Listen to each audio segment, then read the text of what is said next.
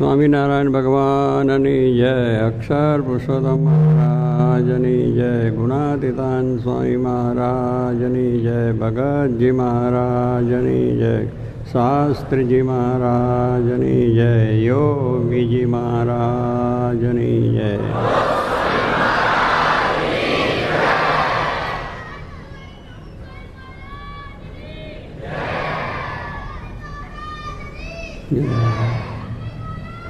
કથા આપણે સાંભળી, એની અંદર પણ માન અંગેની જ બધી વાત આપણે સાંભળી અને માનથી કેવા કેવા પડે છે ને કેવા દુઃખી પણ થાય છે. માન આપણને કેટલો વિઘ્ન કરતા છે. એ પછી આધ્યાત્મિક માર્ગમાં હોય, સામાજિક માર્ગમાં હોય, રાષ્ટ્રીય હોય, કુટુંબિક ભાવના હોય, બધામાં માન નડે છે. દરેક ઠેકાણે માન આવ્યું એટલે પત્યો એ હોય. અને દરેકને કંઈક છે કે હું છું. આ બધાએ મૂર્ખા ભેગા થાય છે ને હું ડાયો છું. લ્યો, એક માન બધાને એ મૂર્ખા કરી પોતે ડાયો થઈએ. એટલે એવી એક પોતાને કે હું જાણું છું, હું સમજું છું, હું ડાયો છું, હું બરાબર કરું છું, આમ છે તેમ છે. એટલે માન છે એ આપણને આ રીતના થયું. એમાં મુક્તાનંદ સ્વામીએ કીર્તન પણ ગાયું. મુક્તાનંદ સ્વામીની વાત કરી, વડોદરામાં સાધુતાથી એમની પોતે સભા જીત્યા, એટલા નિર્માણી. અને ઘૂઘરા બાંધીને વડોદરા શહેરની અંદર કીર્તન ગાતા, રૂમઝૂમ કરતા એ ગીતા કરતા હતા. સભા જીતવા જાય છે વડોદરામાં. તીકડીએ એમને એમ જરાય પણ માન નહીં કે નિર્માણી થઈને પણ ત્યાં કે શહેરની અંદર આવા બધા માણસો જોતા હોય અને ત્યાં રૂમઝૂમ કરીને આમ નૃત્ય કરતાં કરતાં જવું. મુક્તાનંદ સ્વામી એટલે રામાનંદ સ્વામીના શિષ્ય, સર્વથી મોટા. મહારાજે પણ એમને ગુરુ જ માનતા. અને એ રીતે એમને બધી પ્રતિષ્ઠા હતી, સાધુતા હતી. પણ એ ત્યાં વડોદરામાં એ તે ગયા. પણ કહેવાનું શું છે કે ભગવાનને પોતે મહત્તા સમજ્યા હતા, તો એમને માન આડું ના આવ્યું. એ તો માન આડું આવી જાય. તો એ મુક્તાનંદ સ્વામી આ સત્સંગની મા પણ કહેવાતા કે દરેકના પ્રત્યેનો પ્રેમ, કે પછી નાનો હોય મોટો હોય ગમે તે હોય, તો એને પોતે નમી જાય અને એના કોઈ પ્રકારનો શબ્દ થાય, કોઈ કહે તો એ સહન કરી લે. એવી સાધુતા હતી. જો કે માની સાધુતા પણ જોઈ છે આપણે કે એમને કોઈ પ્રકારનું અહમ જ નહીં કે હું આ કરું છું, મેં કર્યું છે, કે મારાથી થયું છે. કોઈ માન કરીને બોલાવે તો એ કહે છે હું તો સેવક જ છું.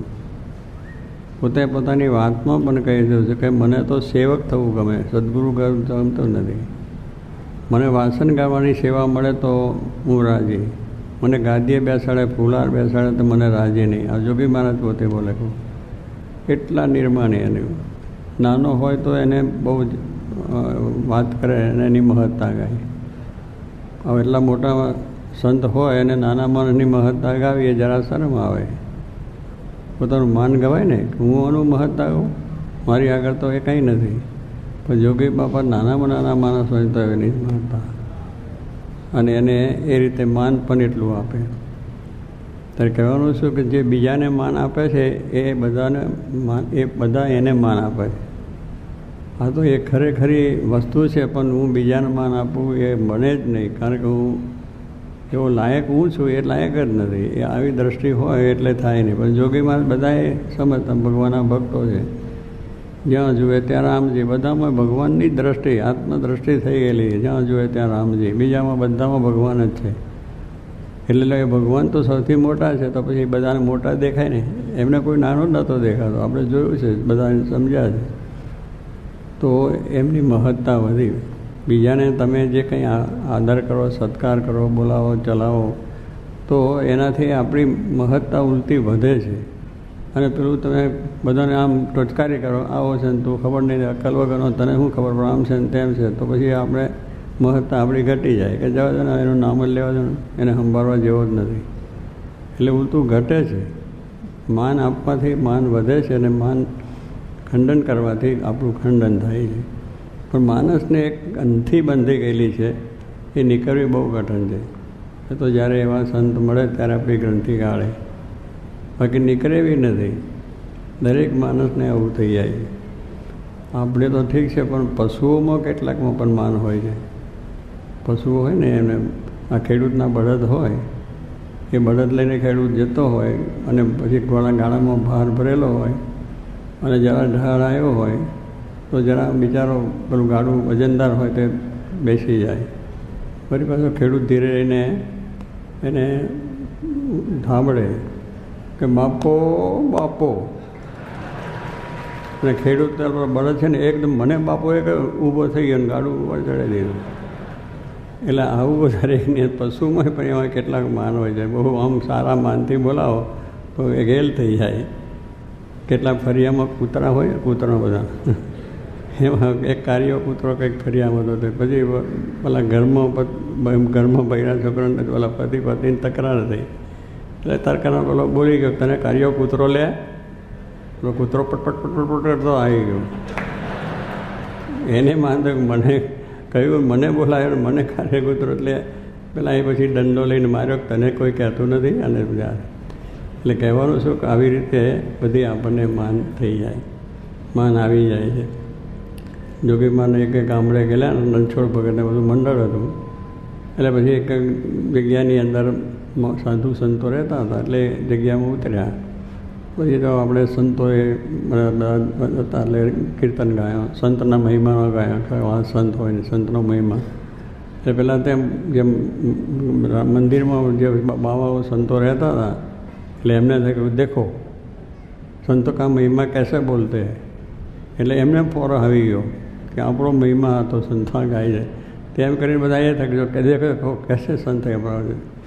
પછી રણછોડ ભગત હતા, જગાસભાઈના શિષ્ય હતા, એટલે એને કહ્યું કે તમે આ તો એક ખરા સાચા સંતનો મહિમા છે કે જે નિષ્કામ નિર્લોભ નિસ્વાર્થ નિર્ણય શ્રોત્રિય બ્રહ્મનિષ્ઠ એવા સંતો છે, એનો ગુણાતીત સંતનો મહિમા કહેવાય. તમારા જેવા બાવાનો મહિમા નથી, લોટલા ખાઈને પડી રહ્યા છો ને એ કરો. બોલવામાં જરા એ હતા.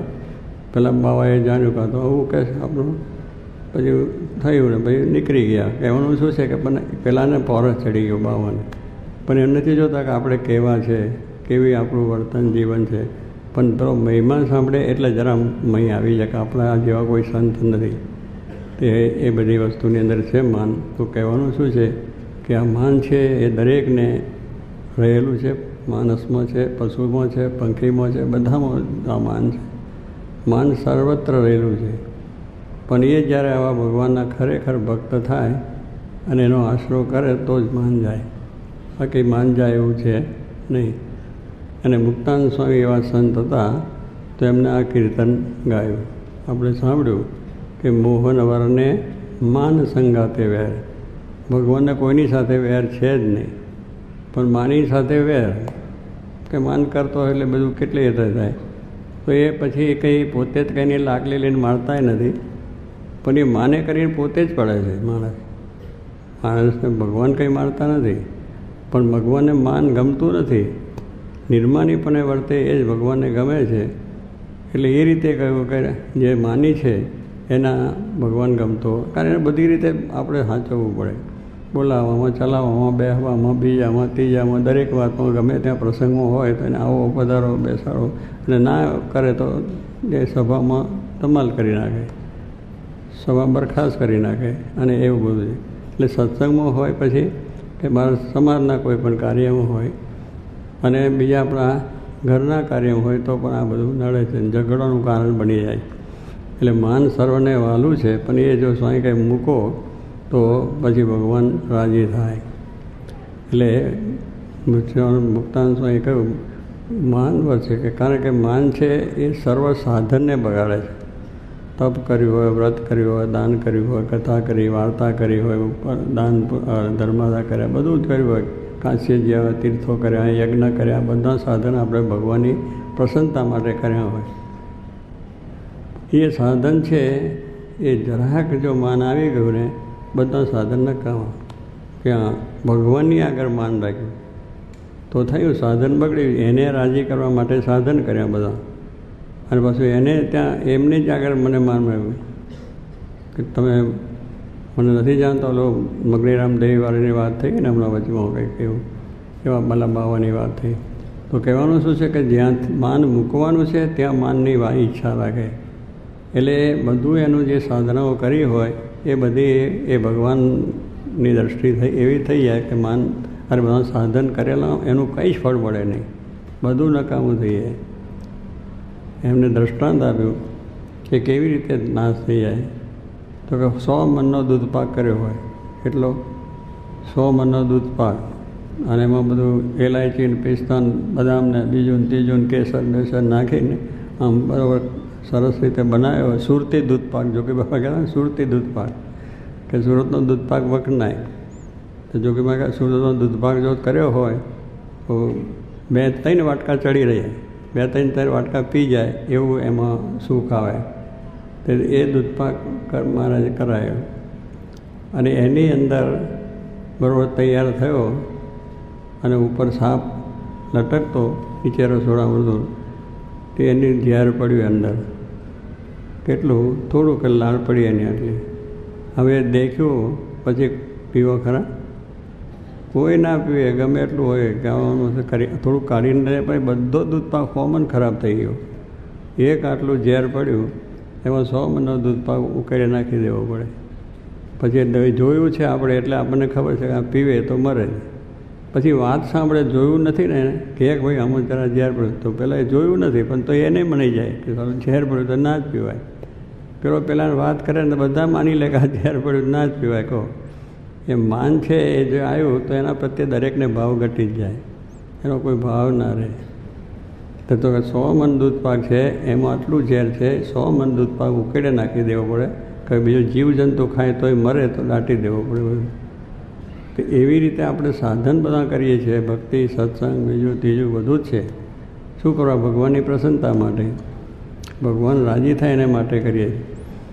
હવે જેની પાસેથી આપણે પામવું છે અને ભગવાનના ધામમાં જવું છે, એની આગળ જ માન રાખ્યું તો શું થયું? પછી એને મરવાનું થાય કે બીજું કંઈ હોય? ભગવાનની પ્રસન્નતા જતી રહી. એ થયું છે ત્યારે માન છે એ આપણે બધાને આ વસ્તુ છે. એટલે પ્રથમ આપણે સ્વામીએ કહ્યું કે માન મૂકીને આપણે ભક્તિ કરવાની છે. માન છે એ આપણે મૂકવાનું. આપણે ગમે એટલા છે પણ ભગવાન આગળ આપણે નાના છે. સર્વથી મોટા ભગવાન છે. હિરણ્યકશિપુ છે એના દીકરા પ્રહલાદને નાનપણથી સંસ્કાર મળેલા. ગર્ભ શ્રીમંત જેને કહીએ છીએ ને આપણે, ગર્ભ શ્રીમંત છે એટલે નાનપણથી જન્મથી માતાના ઉદરમાંથી એને સંસ્કાર મળ્યા હોય કે આ પ્રમાણે ભગવાનની વાત સાંભળી હોય ને આ બધું છે, અને ભગવાન સર્વથી મોટા છે ને એમનું ભજન કરવું ને એનાથી આપણું મોક્ષ કલ્યાણ થાય. તો એ પ્રહલાદ જન્મ્યા ત્યાંથી જ ભગવાનનું નામ સ્મરણ કરવા લાગ્યા. પેલાને હિરણ્યકશિપુએ સાંભળ્યું કે આ બાળક તો મારો શત્રુ, વિષ્ણુની સાથે પોતાને શત્રુતા, ભગવાન સાથે એને શત્રુતા હતી, એટલે આ તો મારો શત્રુ જન્મ્યો. એટલે નાનપણથી જ એને હેરાન કરવા માંડી પડ્યા. અને એને પછી જરા મોટો થયો એટલે કે આપણી આસુરી વિદ્યા ભણાવો એને. એટલે આસુરી વિદ્યાના ગુરુઓ હતા, આસુરી વિદ્યા ભણાવે એમને ત્યાં મૂક્યો. પહેલાં તો નાનો હતો તોય બધા છોકરા બેહાડીને ભજન કરે, ભગવાનનું સ્મરણ કરવા લાગ્યા, ભગવાનનું ભજન કરવા લાગ્યા, ભગવાનની વાત કરવા લાગ્યા. પહેલાં બધાએ થયું. પછી કેમ છોકરા કેવી રીતે ભણ્યા છો? તો પહેલાં તો બોલ્યા કે ભગવાનનું ભજન કરીએ છીએ ને ભગવાન કરાવે છે ને પેલા માસ્તરે શિક્ષકોએ કહ્યું આવું જાય એ તો આપણી વિદ્યા ભણતો જ નથી, આસુરી વિદ્યા નથી ભણતો, એ તો આવી ભણે. તો કહે એને મારી નાખો, બીજું કંઈ નહીં, કે આ દુનિયામાં આપણને નડતરૂપ થશે. તો પછી હાથીને પગે બાંધીને હાથીને ઉપર ચલાવ્યો, મળ્યો નહીં. પર્વત ઉપરથી પછાડીને મારી નાખવાની વાત કરી તોય મર્યા નહીં. અગ્નિમાં બાળવા માટે એની ફઈ હતા હોળી જેને કહે એને કેશ્વરી બહેન હતી. તો એને પ્રગટ થતાં શરીરમાં બધું અગ્નિ પ્રગટાવતી એવી એની શક્તિ હતી. તેના ખોળામાં બેહાડ્યો અને અગ્નિ પ્રગટાવ્યો, પણ પેલી હોળિકા મરી ગઈ પણ પેલો તો જીવતો જ રહ્યો પ્રહલાદ. જેને રામ રાખે ને કોણ ચાખે? ભગવાન જેને દયા છે એનો કોઈ ઉકોવાળ થતો નથી, તો એ કશું થયું નહીં. તો પેલા હિરણ્યકશિપુના મનમાં થયું કે આ મારો શત્રુ એટલે મારી નાખવો જોઈએ, કરવું જોઈએ. પછી એને બરાબર મારવા લીધો કે બોલ તારા ભગવાનની વાત કરે, તારા ભગવાન ક્યાં છે? તો કે આ થાંભલામાં. એને બધે દેખાતા હતા ભગવાન. આ જેને સાક્ષાત્કાર થયો છે એને બધામાં ભગવાન દેખાય. દરેકમાં ભગવાન રહ્યા છે. આપણા દરેકની અંદર છે. પશુ છે, પંખી છે, ઝાડ છે, પાન છે, નદીઓ છે, ઝરણો છે, બધાની અંદર ભગવાનનો વાસ છે જ. આપણે મનાતું નથી, દેખાતું નથી, પણ છે જ. પણ દેખાય છે છતાં મનાતું નથી. ભગવાનનો વાસ છે તો જ આપણે આપણા દરેકમાં છે. તો આજે તમને જોડે વાત કરવાનું મન થાય, બેસવાનું મન થાય, ખાવા પીવાનું થાય, મન વાતચીત થાય. પણ એમાંથી એક રામ જતા રહ્યા તો ભગવાન જતા રહ્યા તો પછી શું થાય? મળદું. પછી એને બેસવાનું મન થાય, બોલવાનું મન થાય, એનો આનંદ આવે ખરો? ભોજન આપીએ એની તો એને આનંદ આવે? કશું જ આવે નહીં. બે ભાઈબંધ રાત દિવસ બેસતા હોય ભેગા, એના પત્ની પણ રાત દિવસ ભેગા રહેતા હોય, પણ એમાંથી આરામ ગયા પછી પત્ની કહે છે વહેલા ઉઠાડો, આ તો રાતે ઊભા થઈને ભૂત થાય તો મારી નાખે. પેલો ભાઈબંધ કહે છે કારણ કે એમાંથી રામ ગયા, એટલે આમાંથી રામ ગયા. લોકો બોલે છે આમાંથી રામ ગયા, એટલે શું? પરમાત્માનો જે વાસ હતો ગતો રહ્યો, એટલે મળતું થઈ ગયું. તો જેમાં રામ છે એનું કામ છે, જેમાં રામ નથી એનું કોઈ કામ જ નથી. એના પ્રત્યે હેત્રિત ના થાય. તો એ છે તો આપણને બધી થાય. ભગવાન અણુમાં રહ્યા છે આપણે કહીએ છીએ. દરેક અણુની અંદર ભગવાનનો વાસ છે. એટલે ભગવાન સર્વથી મોટા છે. પ્રહલાદને એ હતું ભગવાન સર્વથી મોટા છે. અને આપણા શાસ્ત્ર આપણે અત્યારે અણુની શોધ કરી છે વિજ્ઞાને. એક અણુ છે તો આટલું નાનું અણુ જ કહેવાય ને, એમાં કેટલી બધી શક્તિ છે. એ અણુ ભેગા કર્યા અને બોમ્બ કર્યો તો આખી અમદાવાદ ઉડાવી દે. ઉંધાતોને મેં આખી દુનિયાને નાશ કરી નાખે, એટલી શક્તિ એમાં બોમ્બમાં થઈ જાય. એક અણુમાંથી આટલી મોટી શક્તિ છે. તો એટલા માટે શાસ્ત્રોમાં ભગવાને અણુ પણ કયા છે, અનોર અનિયાન. જેટલા કયા અણુની વાત છે એ અણુથી પણ ભગવાન અણુ છે. શ્રીજી મહારાજે તો વળી વિજ્ઞાનથી આગળ જઈને વાત કરી છે કે એ અણુ જે છે એના કોટાન કોટી ભાગ કરો તો એ કોટાન કોટીનો જે ભાગ છે એમાં પણ અણુ છે. એમાં પણ એટલી જ શક્તિ છે. જેટલી અણુમાં છે એને કોટીનો ભાગ કરો તો એમાં પણ એટલી શક્તિ છે. આ તો વિજ્ઞાને શોધ્યું, પણ મહારાજે તો પહેલાંથી લખી નાખ્યું છે. એટલે કે અપાર શક્તિ છે. આખી દુનિયાનો પ્રલય કરી નાખે, બ્રહ્માંડોને નાશ કરી નાખે, એટલી શક્તિ છે. ત્યારે ભગવાન તો એનાથી પર છે, મહતો મહતાને કે અણુથી નાના છે. અને મોટામાં મોટી વસ્તુ દુનિયામાં જે કંઈક અને ગણતા હોય એનાથી પણ મોટા છે. એટલે એની અપાર શક્તિ છે. અણુથી પણ શક્તિ છે અને એ છે તે છે. પ્રલય પણ કરી નાખે દુનિયાનો અને સર્જન પણ કરે. આ બધું આપણું સર્જન થયું કે ના થયું? અને એક પ્રલય એવું આવે કે બધાને નાશે થઈ જાય છે. એવી શક્તિ ધરાવનાર પરમાત્મા છે. જે કોઈ મનુષ્ય આ પૃથ્વીમાં આપણે જોઈએ કરે એના કરતાં પણ વિશેષ ભગવાન છે. એ આપણા શાસ્ત્રો કહે છે. અને એની શક્તિ છે એ ભગવાનની છે, એના સિવાય નહીં. મહારાજે કહ્યું કે મારા સૂકું પાંદડું પણ હાલવા સાંભળે, મારી મરજી વિના સૂકું પાંદડું પણ હાલે નહીં. ભગવાન કહે છે મારી મરજી વિના આ પાંદડું સાકવે છે, ઝાડનું પાંદડું, એ પણ હાલી શકે નહીં. શક્તિ ભગવાનની છે એટલે જ હાલે છે. ને કંઈ હલાવી શકાય એવું નથી. પણ એમ નહીં, આપણે તો જાણીએ છીએ પવન હલાવે છે. આપણે તો એવું થાય ને પવન જ હલાવે છે, બીજું કોઈ છે? પવન હલાવે, પણ પવનને કોણ હલાવે છે? પવનમાં જે શક્તિ મૂકી છે એ કોણ? એ ભગવાનની શક્તિ છે. તો એ રીતે જો આપણે સમજીએ તો ભગવાનનો મહિમા અપરંપાર છે, એ આપણને સમજાય. પણ એ ન હોય ત્યાં સુધી આપણને મહિમા સમજાય નહીં. કાં તો એક માણસ છે આપણા જેવો, એ શું કરી શકે? પણ આનું તો નાનો છે, પણ આખી દુનિયા ડોલાવી નાખે. અત્યારે લાદેન આવે છે ને, લાદન વાત તો સાંભળતા છે, બધાને ખબર પડી છે. પણ એક વાત સાંભળે કે લાદન આવ્યો છે કે અમદાવાદ ખાલી ધરમ ધરમ, કોઈ ઊભો ના રહે છે. હવે નાનો હરકો આપણા જેટલી મોટી માણસ છે, પણ એને એટલી બધી શક્તિમય આવી છે ને આપણે એટલો બધો ભય પહેરી ગયો છે, તો એ બધું થઈ જાય. હવે એક માણસ જો આવું બધું કરી શકતો હોય તો ભગવાન તો એનાથી એને હલાવનાર ભગવાન છે. લાદનને પણ ચલાવનાર કોણ? ભગવાન છે. પણ એને અભિમાન છે એટલે ખબર નથી કે હું છું. પણ એક દાડો એનો પણ સપાટો બોલી જવાનો. દુનિયામાં કંઈ રહેવાનું નથી. હર કોઈ રહ્યું છે આ દુનિયામાં? ગમે એટલા મોટા ખૂનખાર હોય ને, રાજા હોય, મહારાજા, અક્કલવંતા, રાજકરણતા, મુવા મહારથી બધાએ ગયા. હિરણ્ય કશ્યપુ ગયા ને એના ભાઈઓએ ગયા છે ને, પછી દુર્યોધન ને બધું લશ્કર ગયું છે ને, કંસે ગયા ને બધા શિશુપાળને, દંતવક્રને, રાવણ બધા કંઈ રાજામાં હતા, અક્કલવંતા રાજકર્મ અક્કલવાળા હતા, રાજ કરતા હતા, બુદ્ધિશાળી હતા, ભણેલા ગણેલા બધા હતા. પણ ગયું એક દાડો પતિ ભગવાન વિરુદ્ધ પડ્યા, એ બધું ગયું. એની શક્તિ અપાર હતી પણ એની કંઈ કામ આવી નહીં. ભગવાનની શક્તિ આગળ કોઈની શક્તિ કામ થતી નથી.